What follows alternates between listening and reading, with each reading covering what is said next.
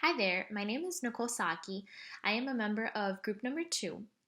We were assigned chapter 4, which deals with the Qual Plus HMO. Now, as far as the first question goes, what are the ethical issues within this particular case study? So, the most pressing concern taking place between Qual Plus is the ethical dilemma between the COO, Jim, and the decisions made by the board of committee regarding the tender process. Now, rather than choosing from the 3 already submitted bids that ideally met all the criteria that was being required of them, Joe, which is the appointed contractor on the board of committee, suggested that they be given an opportunity to present a final bid within 24 hours. Now, the reason he suggested this proposal is because he subcontracted with one of the final contestants, Acme Contractors Construction, who presented a considerably higher bidding cost than the other 2 firms did. Now, rather than acting appropriately after having heard of such conflict of interest, Joe decided to give the 3 candidates that were already chosen an opportunity to submit a final bid in order to clear the assumed miscalculation that Acme had made in their initial offer. Now, the second prominent issue that takes place within this case study is the existing conflict of interest between Brent, which is the CEO of Qual Plus, and Joe, who's helped Brent in the past live a lavish life with extravagant gifts. Now, because of this relationship that Brent and Joe have, Brent, as the CEO, has avoided overall conflict with the board of committee. And in this particular case, it's very vital to note that the CEO of an organization plays an extremely important role in setting the tone for the organization, per se. If Brent doesn't prioritize what we know as organizational values and ethics, this misconduct will continue to escalate and will eventually and ultimately hinder the overall success of this business and any business in particular. So at this point, Jim is, he's reached a point where he has to decide whether or not he wants to either risk his position as COO or turn down the project, in general. And it's also important to note that Qual Plus is an HMO and is also a non-for-profit organization. And because of such, they must abide by federal laws in order to upkeep and maintain this tax-exempt status that they hold. That being said, there exists a Sarbanes-Oxley Act of 2002, which protects shareholders, employees, and the public from accounting errors and fraudulent financial practices. With this existing act in place, Jim is able to not only maintain his position against the approval of this project due to his principles, but it also, allows him to, like I said, abide by what his morals and ethics are and, not go through with this project as a whole. Hello everyone, my name is Dalia Cuyaso and I will be discussing with you guys today the different management mistakes made in this case. I will start by mentioning the most prevalent and important mistake made, which was made by one of the members of the Building and Ground Committee, Joe Smith. Knowing there could exist a conflict of interest between Acme Construction and Joe should have informed the other members of the committee and should have abstained from voting on the bid. Instead, he decided to motion to give an additional 24 hours for the finalists to submit a final bid. The Gates Foundation explains a conflict of interest exists between individuals when the individual has an existing or potential financial or other significant interest which impairs or might appear to impair the individual's judgment in carrying out their responsibilities to the organization. In this case, Joe's behavior was unethical, and he should have informed the other members of the organization and the committee about this conflict of interest between him and Acme Construction. Another important management mistake was made by the CEO of the company, Brent, when he did not give much attention to Jim's concern. He not only did not pay much attention to Jim's concern, but also got upset at Jim for attempting to escalate the matter further.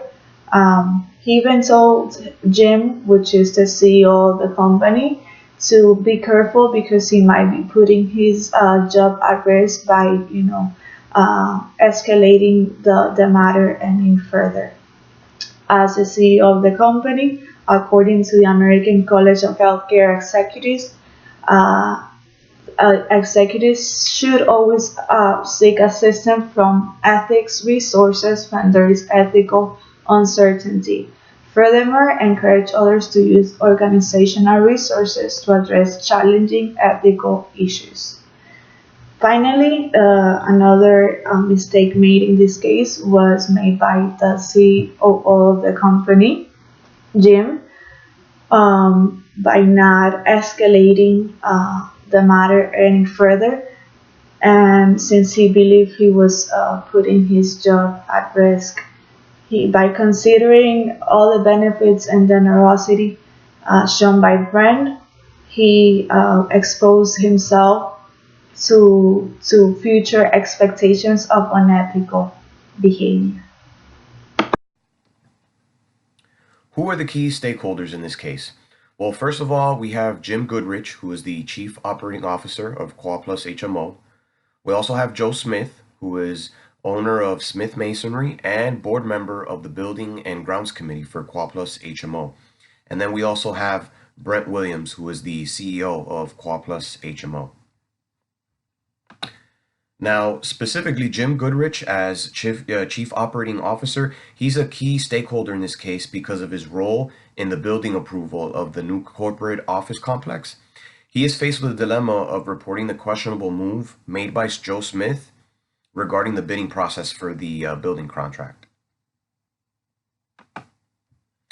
Next, we have Joe Smith. Now, Joe Smith, he's another key stakeholder in this case due to his involvement between his own company and one of the bidders.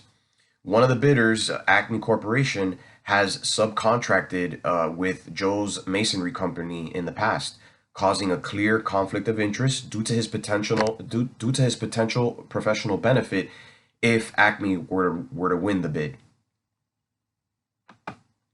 Finally, we have Brent Williams as CEO of the company Quad Plus HMO.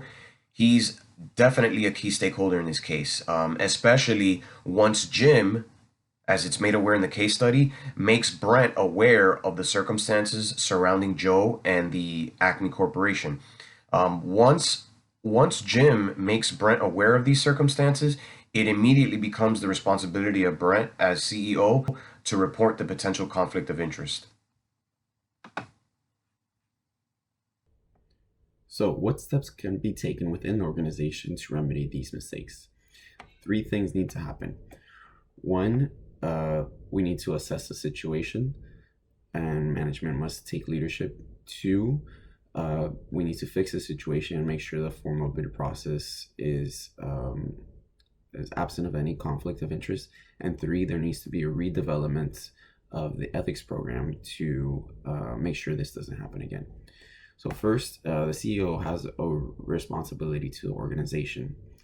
He or she must sit down with the rest of the board members and discuss the level of inappropriateness of the actions and of the situation. As healthcare executives, they have an obligation to disclose and avoid financial and other conflicts of interest.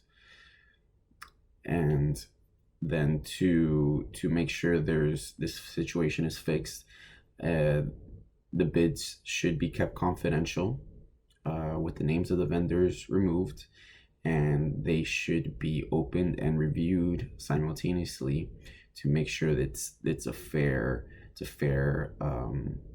informal bid process. The board member with the conflict of interest should be recused from any decision making or discussion from the current bid.